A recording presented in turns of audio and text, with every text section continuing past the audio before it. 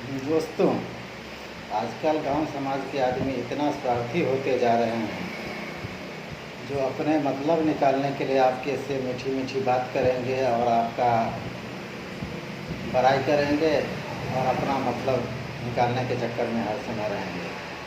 उसी प्रकार से मैं एक कहानी सुनाने जा रहा हूँ।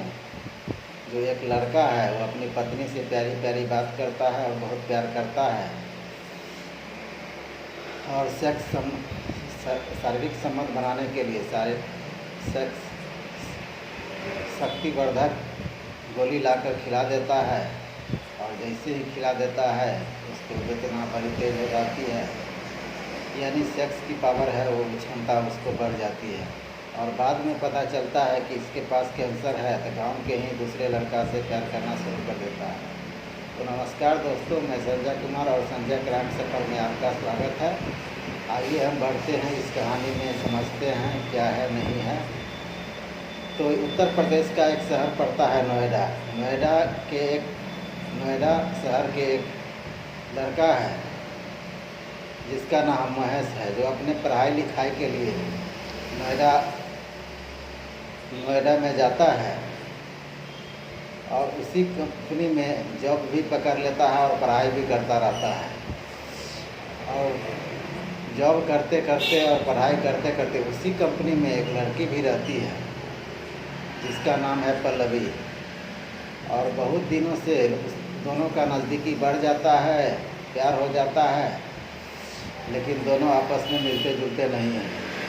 लेकिन बहुत कुछ दिनों के बाद महेश पल्लवी से कहता है कि मैं तुमसे बहुत प्यार करता हूँ, लेकिन हम तुमसे कुछ बता नहीं पाए आज तक।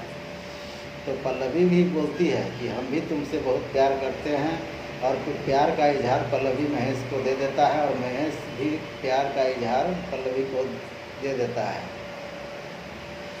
उसके बाद दोनों अपना मोबाइल नंबर शेयर करते हैं एक दूसरे को और दोनों आपस में ड्यूटी ख़त्म होने के बाद टाइम मिलता है तो मिलते भी हैं और उसके बाद बात भी करते हैं। बातचीत करते करते दोनों में अच्छा प्यार और शारीरिक संबंध भी बन जाता है और शारीरिक संबंध बनता है और उसके कुछ दिन के बाद दोनों आपस में विचारते हैं कि हम शादी कर लेते हैं।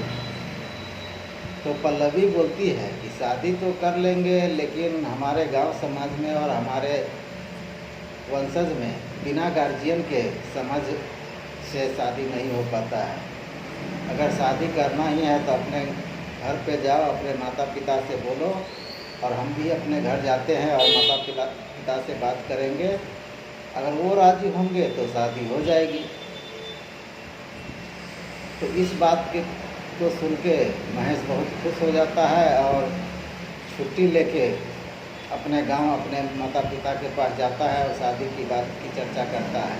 उधर पल्लवी भी है, वो भी अपनी शादी की बात की चर्चा करते हैं। और उसके बाद पल्लवी के घर वाले महेश के घर वाले के पास आते हैं और गांव समाज में जैसे देखा सुनी होता है उसी प्रकार से रीति रिवाज के अनुसार दोनों आदमी देखा सुनी करते हैं और दोनों को पसंद आ जाता है ये बात।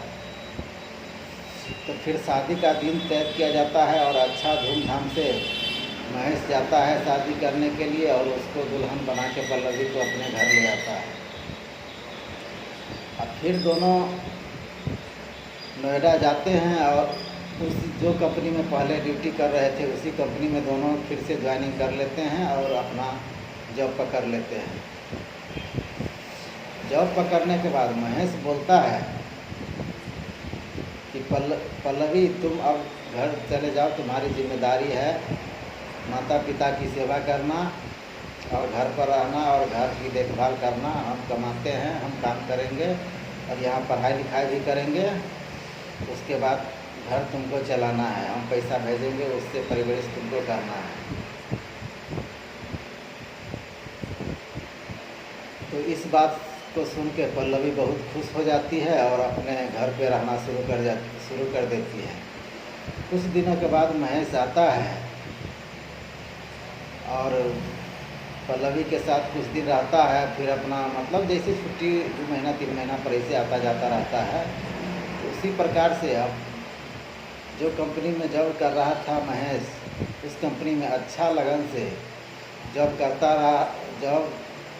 रहता है, लेकिन ज़्यादा काम होने के कारण महेश का शरीर बहुत कमज़ोर हो जाता है और दुबला पतला हो जाता है। और फिर घर आता है तो पल्लवी पूछती है महेश से, क्या तुम खाना पीना नहीं खाते हो, एकदम दुबला पतला हो गए हो, कमज़ोर हो गए हो, क्या बात है?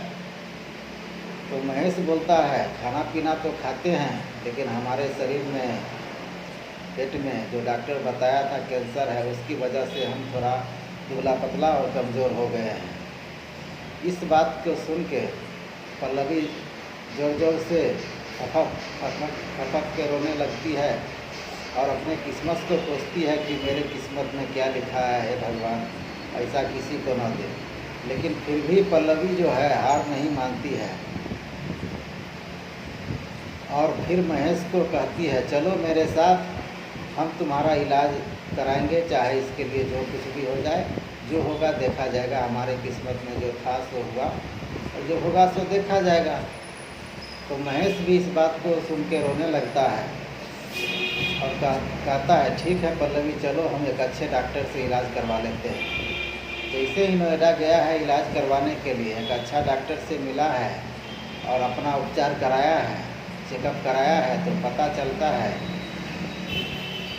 तो डॉक्टर बताता है कोई बात नहीं है, टेंशन की कोई बात नहीं है, कैंसर जो है अभी फर्स्ट स्टेज में है, टाइम टेबल से दवा खाएगा और परहेज करेगा तो ये ठीक हो सकता है। तो इस बात को सुन के दोनों आदमी हंसी खुशी से रहने लगते हैं और जॉब करते हैं।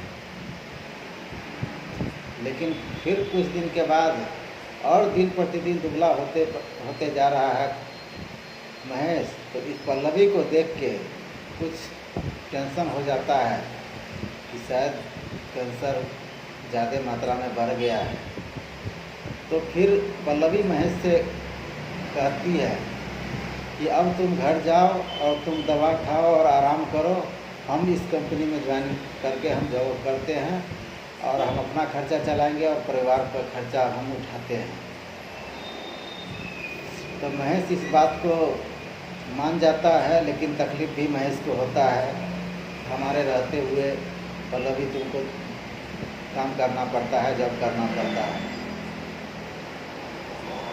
तो फिर पल्लवी के कहने के अनुसार वो घर पे अपना रहता है, आराम करता है और दवा खाता रहता है।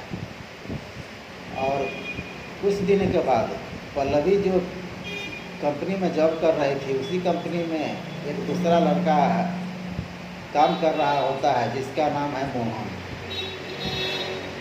और धीरे धीरे महेश से दूरी बनते जा रही है और उधर जो महेश जो है पल्लवी को एक नया आदमी जो है मोहन नाम का, उससे मतलब नज़दीकी बढ़ते जा रही है। और फिर मन ही मन सोचती है कि महेश कितना दिन का मेहमान है और कितना दिन तक जीवित रहेगा।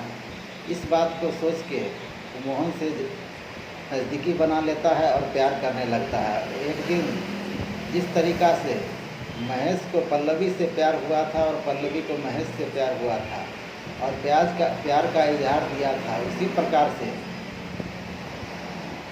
मोहन अब पल्लवी को प्यार का इजहार दिया और पल्लवी भी मोहन को प्यार का इजहार दिया और दोनों में प्यार अच्छा तरीक़ा से बन जाते हैं। और छुट्टियां मिलती हैं तो घूमने टहलने के लिए जाते हैं और रंगरलिया भी मनाती है।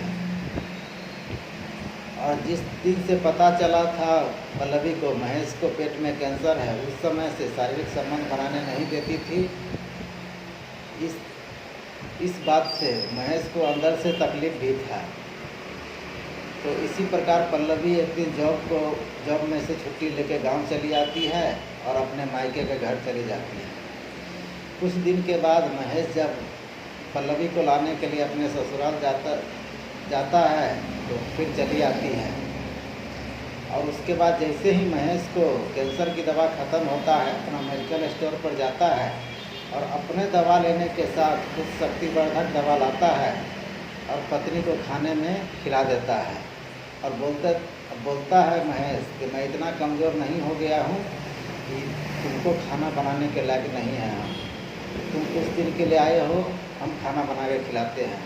तो इसी तरीक़ा से महेश खाना बनाया और पल्लवी को खाने में 2-4 टैबलेट मिला दिया।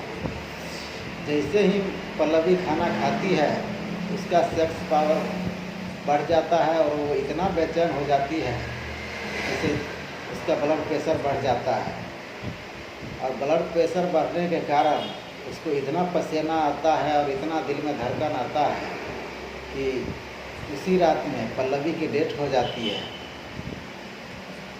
डेथ हो जाने के बाद सवेरे महेश अपने नज़दीकी पुलिस स्टेशन में फ़ोन करता है कि मेरी पत्नी को डेथ हो गई है। तो पुलिस वाले अपना दल बल के साथ आते हैं और डेड बॉडी को अपने कस्टडी में लेके पोस्टमार्टम के लिए भेज दिया जाता है। तो पता चलता है कि इसको धड़कन से वही दवाई खाने के कारण इसका मतलब हार्ट अटैक कर गया।